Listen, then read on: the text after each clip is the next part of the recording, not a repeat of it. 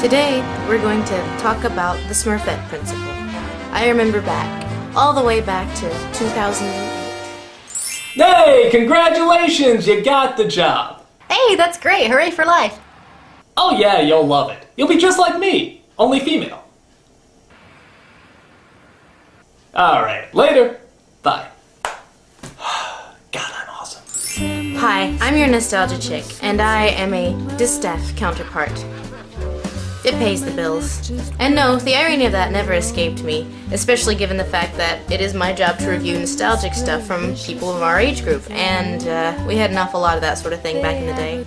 But what do I mean by token chick? Well, I think that should be obvious as the line between modern and postmodern. Somewhere around between the late 70s and early 80s, we kind of got weird about the idea of homogeny, even if we were targeting things towards a specific gender, which we were in the 80s. So that's where the idea of tokenism came in. We're more inclined to use this for, say, token minority, but in a weird way, women sort of became a minority.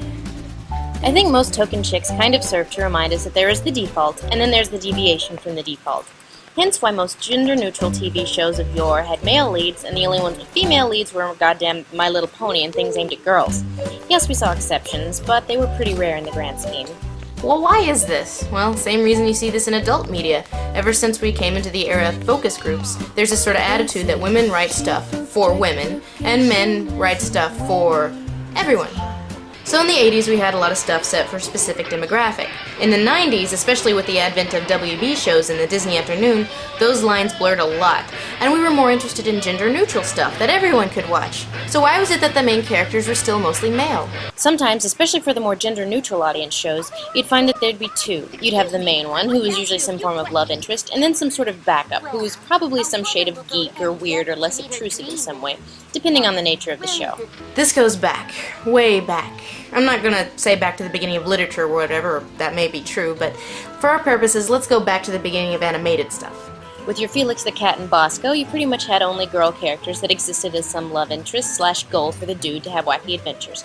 But you also had the likes of Betty Boop, who was really popular as a comic heroine, if a bit, well, unwitting 14-year-old sex slave-ish.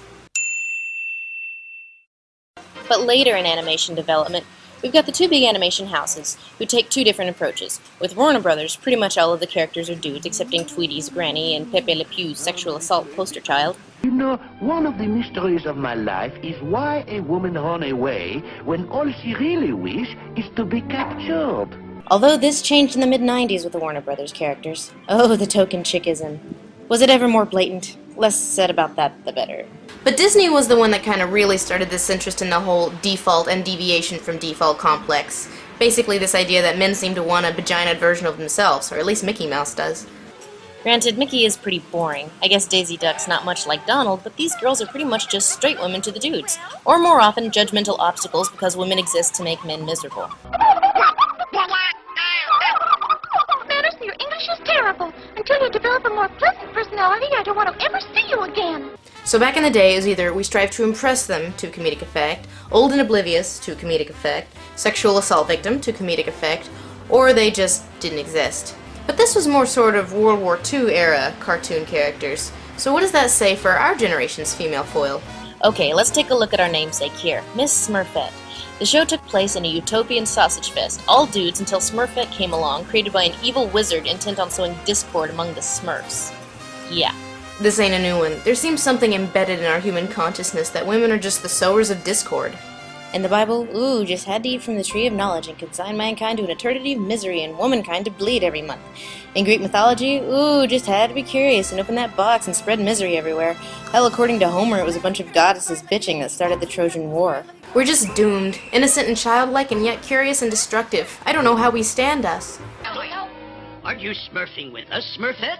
Though the use of verbs has always been amusing to me, dude. We went smurfing last night, and you know what? I don't even want to smurf about it.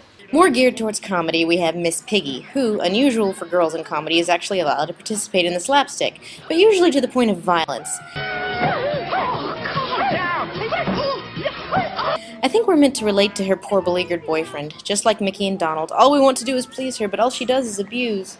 And now as a complete non sequitur, Miss Piggy singing Jackson with Johnny Cash. Because it's awesome. I'm gonna mess her around.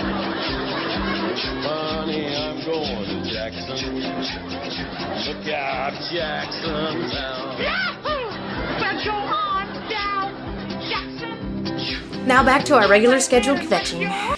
Later, we got Muppet Babies with this interesting audition. Since it's aimed at both boys and girls, the producers of this show decided another female character was in order, so Baby Scooter, like an amoeba, split into two beings, one male and one female, and we have Skeeter. Fun fact, what do Skeeter, Megatron, and Abu have in common? Same voice actor. So it seems the gender-neutral stuff is more aimed towards younger kids, but the stuff aimed for the older bunch was a lot more distinct in terms of what demographic they're going for. Young boys, 7 to 12, whatever. You've got your He-Man, his counterpart She-Ra, your Transformers and their rough equivalent My Little Pony, and each show had their own little tokens. Girl shows had their token dudes, dude shows had their token chicks. Oddly enough, He-Man seemed to be more progressive in that you actually had female characters, on the good side anyway, who weren't all passive and girly and sometimes almost had an even number. Not so for She-Ra, or for the ponies, or for Transformers. Though you could argue with Transformers that that kind of made sense, in a way that I'm sure the creators had no intention of it doing so. You could argue that it makes sense for alien robots to act like dudes because they'd see our culture and go, well, I guess dude is the default. We should look like dudes. Which would be all well and good, except for the fact that there are female Transformers. And they're pink! Optimus Prime might be Robot Christ, but he did have a girlfriend who was, surprise, surprise, pretty much the pink equivalent of him because, again, all men basically want a vagina version of themselves. But she wasn't a recurring character. In fact, there weren't really any female recurring characters in the first two seasons except for Spike's girlfriend, Carly.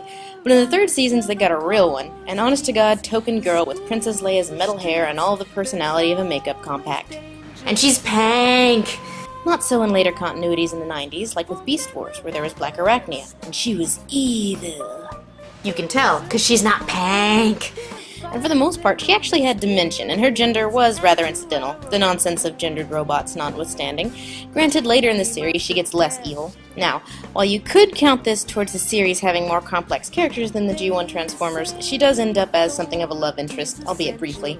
Thundercats, curiously, also fell into this trope for a majority of it, as we had one major female character filling the slot of the sensitive one, and also the one with the sixth sense or whatever.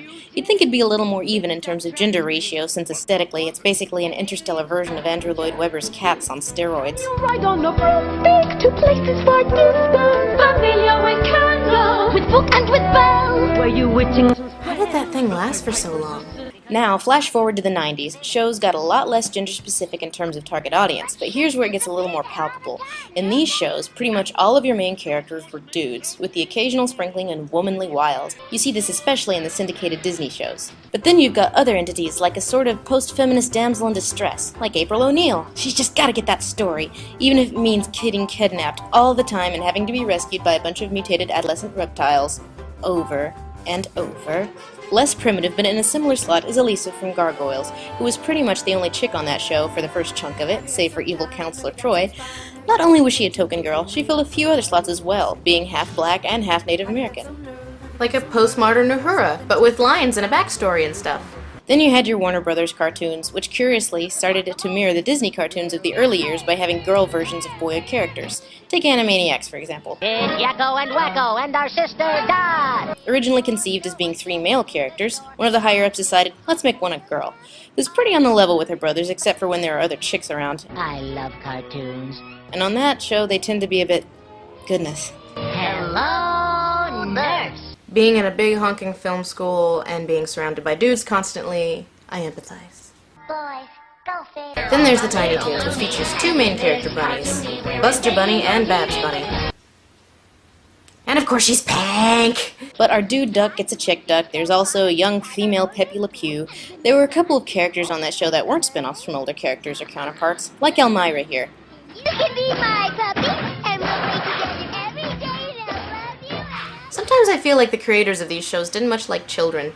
It continues and so on. You see more gender diversity in some of the Nickelodeon shows, like Hey Dude and Salute Your Shorts.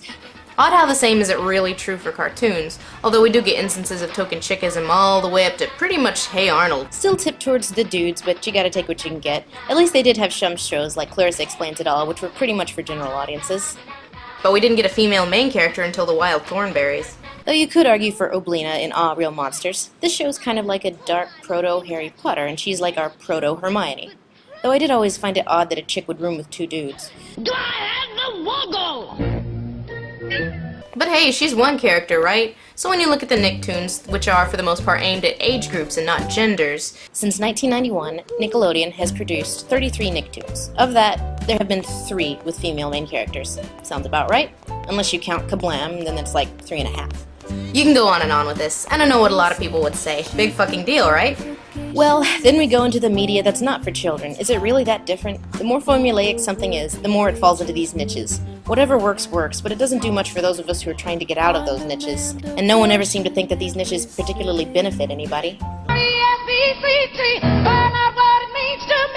Not that I'm filling a niche or anything. So, I guess some would ask, what's the point of me pointing all this out? Well, I would ask, why is it so easy to relate to male main characters, and yet to female main characters not so much unless you yourself are female? What does this say about us? And might this not be something we're interested in exploring? Never mind. And if the answer is no, I can't say that's anything new. I'm your nostalgia chick, and this is why I don't have a catchphrase. I'm Dennis Kucinich, and I approve this message.